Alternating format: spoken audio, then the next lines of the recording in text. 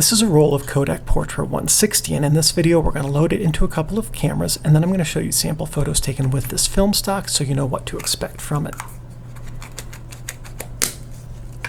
To load your Portra 160 into a camera that has an automatic film advance, we're simply going to open the back of the camera, take the roll of film, drop it into the cassette chamber, pull out the leader, and line up the end of the leader with the orange index on this side.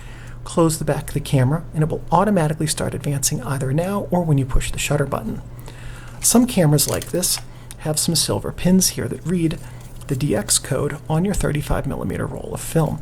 This camera does not have that, and if your camera does not, you will need to manually set the film speed on your camera. This is a 160 ISO film. ISO and ASA are the same thing. If your camera has a manual film advance like this one does, we're going to open up the back, we're going to drop the cassette into the cassette chamber and push the forks back into place. Pull out a leader and insert the leader into the take-up spool like that. Put your finger over the sprocket and advance a frame.